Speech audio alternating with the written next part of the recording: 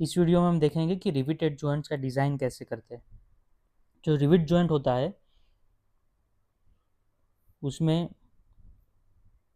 एक प्लेट को हम दूसरे प्लेट के साथ जॉइन करते हैं बाय रिवेट्स, और जो रिवेट्स रहते हैं अगर टॉप व्यू में देखें तो ऐसे सर्कुलर दिखेंगे, और यही दोनों प्लेट को अगर मैं साइड व्यू में बनाता हूँ तो ये पहला प्लेट रहेगा, उसके नीचे या ऊपर कहीं पर भी हम ऐसे प्लेट रखेंगे और यहाँ पर ये रिवेटेड जॉइंट रहेगा और ये टॉप व्यू में इसका हेड दिखेगा। तो ये जो है पोर्शन वो पूरा रिवेट है। अभी ये पूरे पोर्शन में हम देखें तो नीचे ये डायामीटर एक कुछ रहेगा इसका, जो इफेक्टिव डाया रहता है, और फिर हम फोर्जिंग की मदद से इसको हम ऐसे हेड को पैक कर देते ताकि दोनों प्लेट वेल्ड हो जाए। तो ये जो हेड है वो हमको दिख रहा है।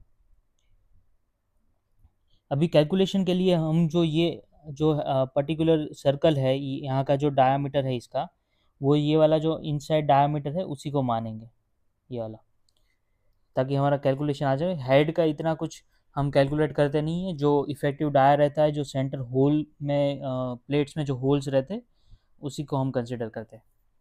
और कैलकुलेशन के लिए ये भी मानते हैं कि जो प्लेट में होल रहेगा वो और रिविट का डायमीटर का साइज ऑलमोस्ट इक्वल है। अभी यहाँ पर ये जो रिविट्स होते हैं वो ऐसे सीरीज में भी हो सकते हैं, मल्टीपल। तो एक प्लेट और दूसरा प्लेट यहाँ पर ऐसे ज्वाइन हो जाएगा ये, तो यहाँ से एक प्लेट निकल रहा है, ये एक प्लेट है, प्लेट नंबर 1 ये टोटल यहाँ तक है, और दूसरा प्लेट है वो ये है। तो दोनों को हम रिविट से ज्वाइन करें तो यहाँ पर नंबर ऑफ रोज ऐसे मल्टीपल ये आगे एक्सटेंड भी हो सकते हैं रिविट्स, और नंबर ऑफ रोज भी एक्सटेंड हो सकते हैं, मतलब जिस हिसाब से प्लेट का हमको स्ट्रेंथ चाहिए रिविट्स का, और उस हिसाब से हमको उसको डिज़ाइन करना है।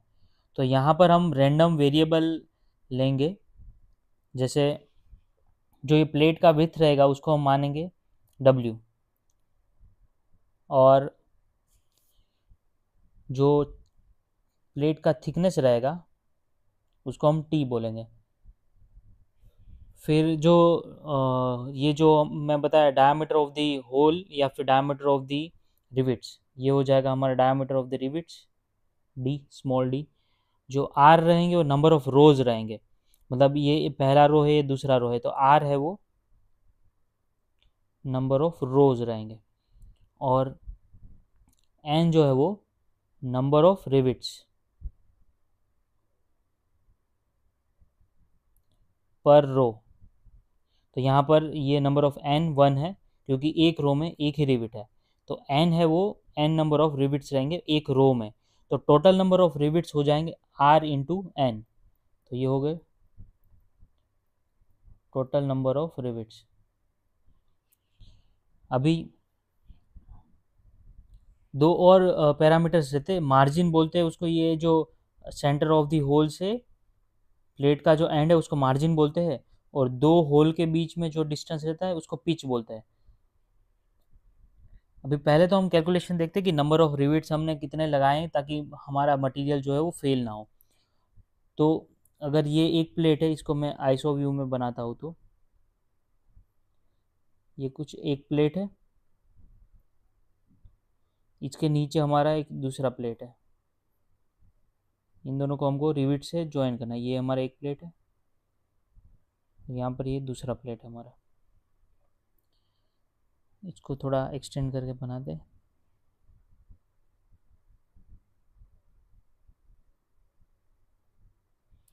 अभी यहाँ पर हमको दोनों को रिविट की मदद से हमको ज्वाइन करना है।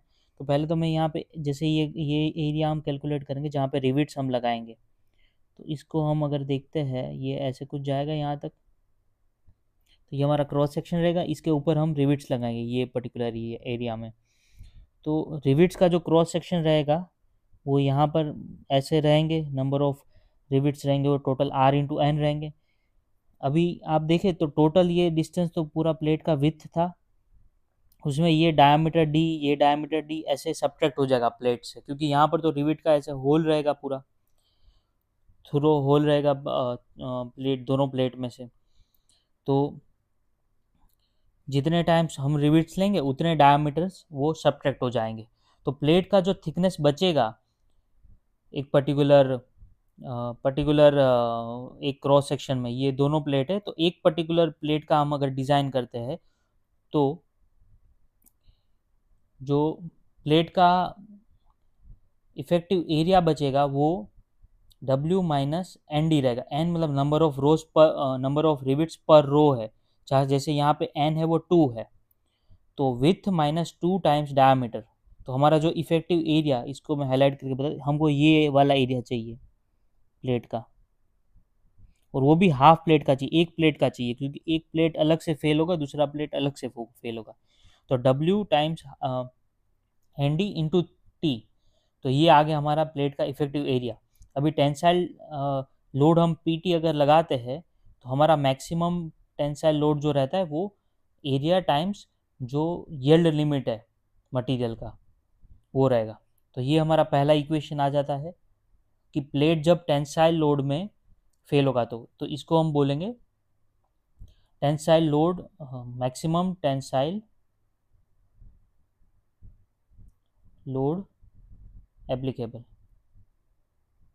इससे ज़्यादा हम लोड देंगे तो मटेरियल फेल हो जाएगा। तो यहाँ पर जो हम एक प्लेट का क्रॉस सेक्शन ऐसे लिए है, उसमें से दोनों डायमीटर को सबट्रैक्ट कर दिए, तो टोटल W है और ये D और D और इसका थिकनेस T है।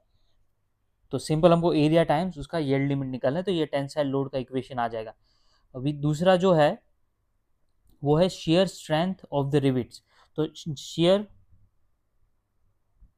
इन रिविट्स, अभी शेयर जो लगता है लोड, वो सारे के सारे जितने भी रिविट्स है, फिर से हम एक अगर प्लेट कंसिडर ऐसे करते हैं, ये प्लेट अगर हम कंसिडर करते हैं, अभी यहाँ पर मान लेते कि ये ऐसे थिकनेस इसका कुछ रहेगा और इसमें बहुत सारे ऐसे अलग अलग रिविट्स रहेंगे, यहाँ पर एक रहेगा, यहाँ पर रहेगा, यहाँ पर रहेगा, यहाँ पर रहेगा, ऐसे रैंडमली हम टोटल RN रिविट्स है हमारे पास। तो ये सारे के सारे जो रिविट्स है वो सारे के सारे रजिस्ट करेंगे कि वो शेयर में फेल ना हो। तो जो शेयर एक एक रिविट पे जो शेयर लोड लगेगा उसका वैल्यू अगर हम लिखते हैं तो उसका एरिया है pi by four into D square. तो ये एरिया हो गया रिविट का, इंटू अगर हम शेयर लिमिट शेयर से मल्टीप्लाई करते हैं SYS जो शेयर स्ट्रेंथ है रिविट का। तो ये जो रिविट पूरा ऐसे अंदर जा रहा होगा पूरे दोनों प्लेट के बीच में, और यहाँ पर दोनों प्लेट का इंटरसेक्शन पॉइंट रहेगा। तो एक प्लेट उसको टेंसाइल लोड प्लेट में इस तरफ है तो ये एरिया पे इस तरफ लोड देगा, और नीचे वाला जो प्लेट है यहाँ पर वो इसको इस तरफ लोड देगा। तो ये दोनों, ये वाला जो पर्टिकुलर एरिया रहेगा वो शेयर में रहेगा। जैसे यहाँ पर जो ये एरिया है, यहाँ पर मैं इसको हाईलाइट करता हूँ, ये वाला डायग्राम देखिए आप। तो यहाँ पर जो ये बीच का एरिया है यहाँ पे, तो वो पर्टिकुलर एरिया यहाँ पे इस तरफ पुल करेगा और नीचे से इस तरफ पुल करेगा, ऊपर से इस तरफ पुल करेगा, नीचे से इस तरफ पुल करेगा। तो ये पर्टिकुलर एरिया शेयर में फेल हो जाएगा यहाँ बीच वाला, तो उसका एरिया है पाई/4 डी स्क्वायर इंटू SYS। लेकिन हमारे पास टोटल जो नंबर ऑफ रिविट्स है वो R इंटू एन है, सब के सब एक साथ शेयर लोड को ले लेंगे। तो टोटल शेयर लोड जो आ जाएगा वो आ जाएगा RN मल्टीप्लाई बाई पाई/4 D square into shear limit SYS। इसको हम ऐसे भी लिख सकते हैं RN पाई/4 D square into tau. Tau जो है वो शेयर लिमिट है मटेरियल का, क्योंकि tau is equal to SYS divided by factor of safety भी लगाएंगे हम कुछ, क्योंकि डायरेक्टली ईयर लिमिट तक तो हम जाएंगे नहीं। तो सिमिलरली यहाँ पर भी जो हम लेंगे वो सिग्मा टेंसाइल लेंगे, जो कि SYT divided by factor of safety रहेगा, कुछ फैक्टर ऑफ सेफ्टी कंसिडर करेंगे। तो ये हो गया शेयर लोड इन रिविट्स। अभी एक और तरीके से ये रिवेटेड जॉइंट्स फेल होते हैं, जो बोलते हैं हम क्रशिंग। और क्रशिंग होता है हमारे प्लेट का, जैसे ये हमारा अगर प्लेट है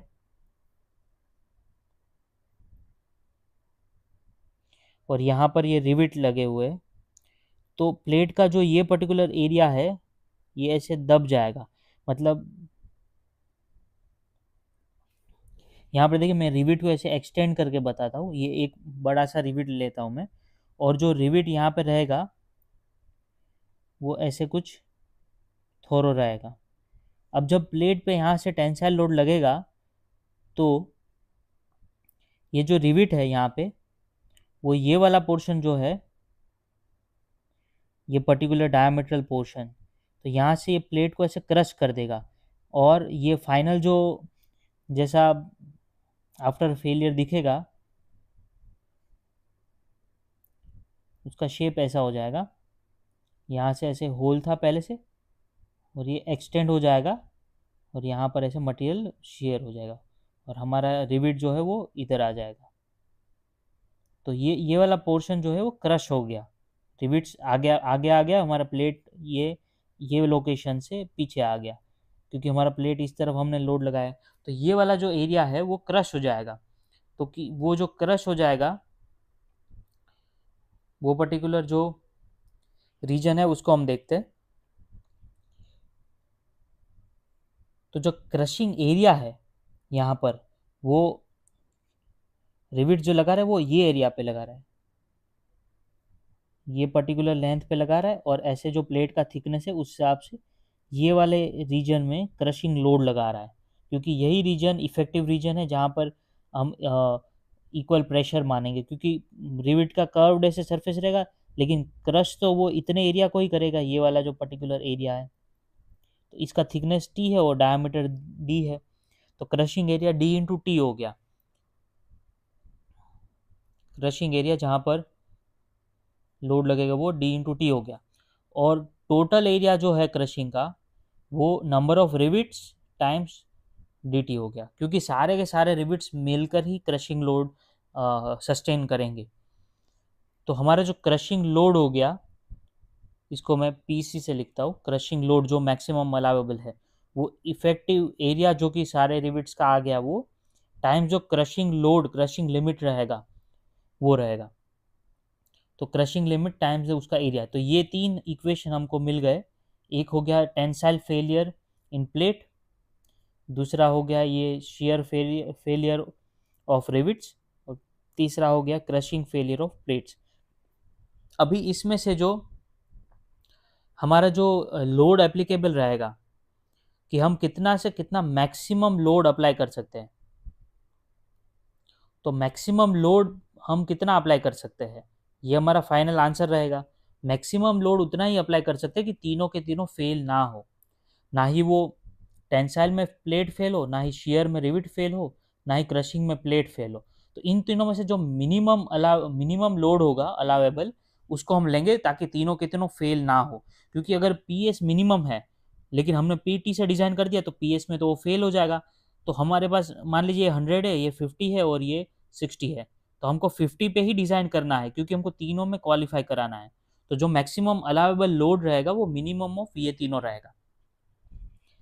अभी लास्ट जो हम निकालते हैं जॉइंट का इफिशियंसी निकालते हैं, जॉइंट इफिशियंसी। तो जॉइंट इफिशियंसी सिंपल यही रहता है कि ये तीनों में से जो मिनिमम हमारा लोड मिला, मीन्स जो फाइनल अलाउेबल लोड मिला, डिवाइडेड बाय जो प्लेट का ओरिजिनल स्ट्रेंथ था। ये प्लेट था हमारा, उसका कुछ थिकनेस था, तो ओरिजिनल स्ट्रेंथ कितना रहेगा, ये एरिया हो जाएगा W टाइम्स थिकनेस। तो W टाइम्स थिकनेस हो गया प्लेट का एरिया, और प्लेट का टेंसाइल स्ट्रेंथ सिग्मा टी हो गया। मतलब जो फाइनल पी अलाउेबल आया maximum divided by W T into sigma T आ गया। तो ये हमारा जॉइंट का इफिशियंसी हो जाएगा। तो यही था रिवेटेड जॉइंट्स में, तीन फॉर्मूलाज हमको याद रखने हैं बस, जिससे हम मैक्सिमम अलाउेबल लोड फाइंड कर सके, और बेसिक टर्मिनोलॉजीज फाइंड करने। बेसिक सा क्वेश्चन आएगा अगर एग्जाम में आता है तो। So thank you for watching this video and see you in the next video.